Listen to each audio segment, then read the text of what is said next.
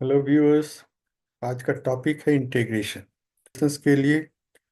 आप चाहे क्लास 11 12 के विद्यार्थी हो या कोई कम्पिटिटिव एग्जाम की तैयारी कर रहे हो या डिग्री या डिप्लोमा इन इंजीनियरिंग के विद्यार्थी हैं, सभी में इंटीग्रेशंस के ये कॉमन टॉपिक्स होते हैं।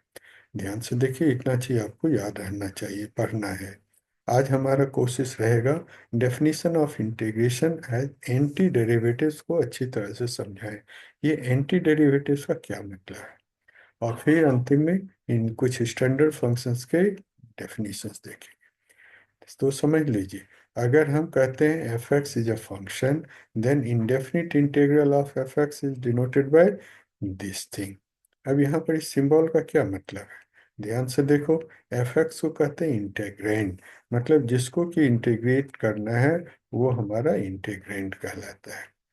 फिर एफ एक्स डी एक्स मिल के बनता है एलिमेंट ऑफ इंटीग्रेशन, और इस सिंबल को तो जानते ही हो, इसे हम कहते हैं symbol of integration. So integral calculus में वास्तव में हम उस फंक्शंस को ढूंढते हैं जिसका कि डिफरेंशियल हमें मालूम है। इसीलिए इंटीग्रेशंस को कहा जाता है इन्वर्स प्रोसेस ऑफ डिफरेंशिएशन।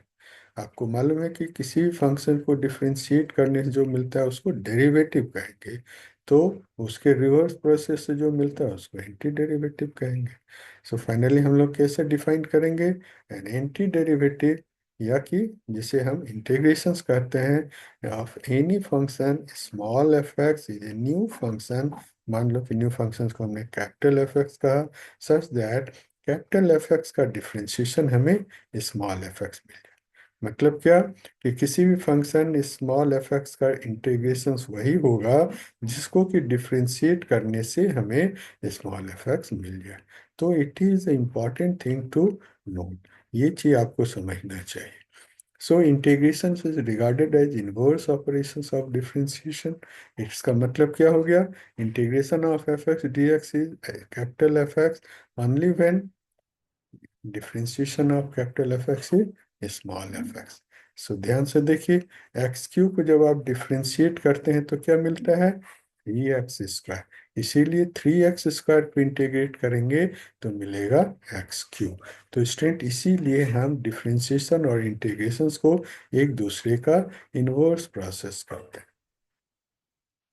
तो यहाँ पर f x is known as anti derivative, या इसी को प्रिमिटिव या फिर integral of function f x कहते हैं। और आप याद रखें, process of finding functions whose derivative is given is called anti derivative या एंटी डिफरेंशिएशन और इंटीग्रेशन। अब एंटी डेरिवेटिव्स के बारे में ना कुछ फैक्ट्स आप हमें समझ लेना जरूरी होता है। ध्यान से देखो, एक्स क्यू का डिफरेंशिएशन आप जानते हो 3x², इसीलिए 3x² का एंटी डेरिवेटिव हो गया एक्स क्यू। अब एक्स क्यू प्लस 2 का भी डेरिवेटिव होता है 3x²।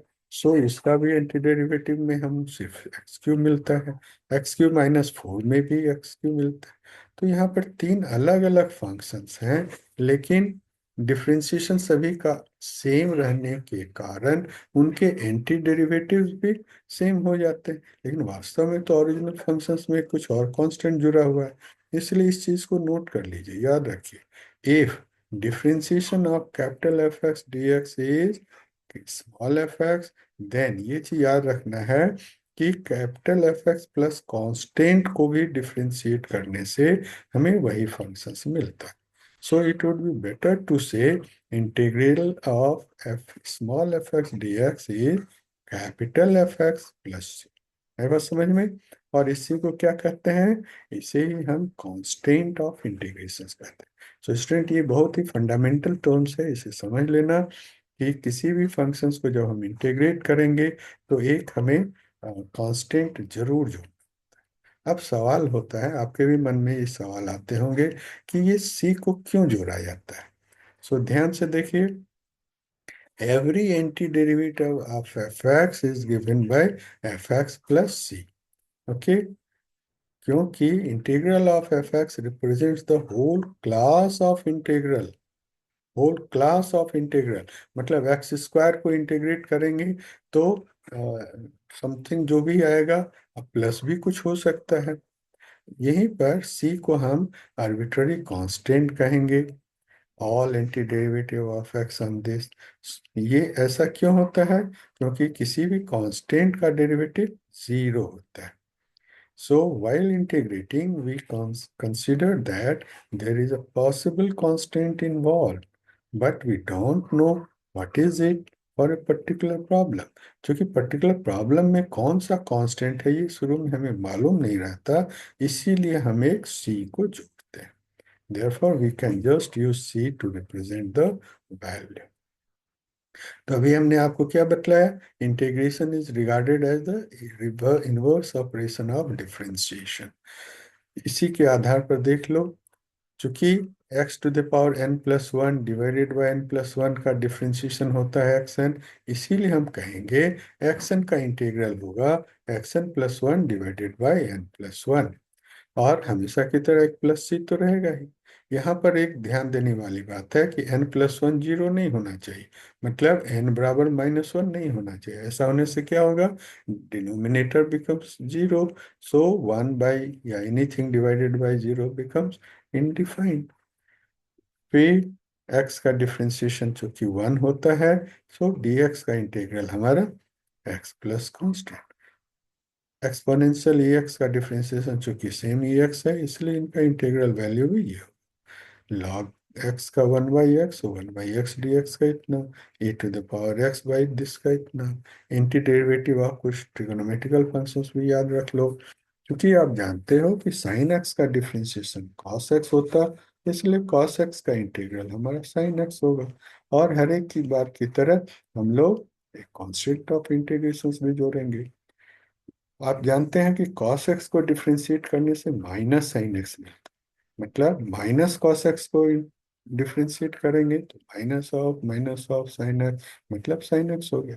इसीलिए साइन एक्स का डिफरेंस इंटीग्रेशन हो जाएगा with negative sign cos x plus सी। उसी प्रकार टेन एक्स को डिफ्रेंशिएट करने से सेक स्क्वायर एक्स, तो सेक स्क्वायर एक्स को इंटीग्रेट करेंगे तो टेन एक्स प्लस सी। उसी तरह कॉट एक्स है, सेक एक्स है, कॉसेक एक्स है। कुछ इनवर्स सर्कुलर फंक्शंस भी आपको याद रखने चाहिए। आप पढ़े हैं साइन इनवर्स एक्स का differentiation one by under root one minus x square, इसीलिए बिना किसी झिझक के आप लिख सकते हो under root one by under root one minus x square dx का इंटीग्रल हो गया साइन इनवर्स एक्स प्लस सी। उसी प्रकार से cos inverse x tan inverse x के बारे में देख लीजिए। कुछ और स्टैंडर्ड फॉर्मूला है लॉग साइन एक्स का डिफरेंशिएशन चूंकि कॉट एक्स होता, इसलिए कॉट एक्स का इंटीग्रल इतना हो गया। ध्यान दो स्टूडेंट, शुरू में जो आपको हमने बतलाया था integration of sine x, integration of cos x, वहां पर direct integration of tan x, tan x या कॉट एक्स नहीं था। लेकिन जब आप लॉगरिथम का ट्रिक अप्लाई करेंगे तो हमें इस प्रकार से टेन एक्स या cot x, sec x, cosec x, इस सभी का इंटीग्रल वैल्यू याद होता है। इसको भी आपको याद रखना चाहिए, कभी कभी ये पूछा जाता है। सो आपको क्या याद रखना है? जस्ट आप देखिए, जिस तरह से आप कहते हैं गुना और भाग एक दूसरे का इन्वर्स प्रोसेस है, डिफरेंशिएशन और इंटीग्रेशन भी एक दूसरे का इन्वर्स प्रोसेस है। सिर्फ याद क्या रखना है, किसी फंक्शंस को इंटीग्रेट करने के बाद जो मिला उसमें कांस्टेंट ऑफ इंटीग्रेशन जोड़ देते हैं। एक चीज ध्यान रखिए, अगर कोई दो अलग अलग फंक्शंस का डेरिवेटिव सेम है, इसका मतलब दोनों के डिफरेंस में कुछ ना कुछ कांस्टेंट होंगे। इतना चीज याद रखना चाहिए। ये आपका बेसिक है। Thank you.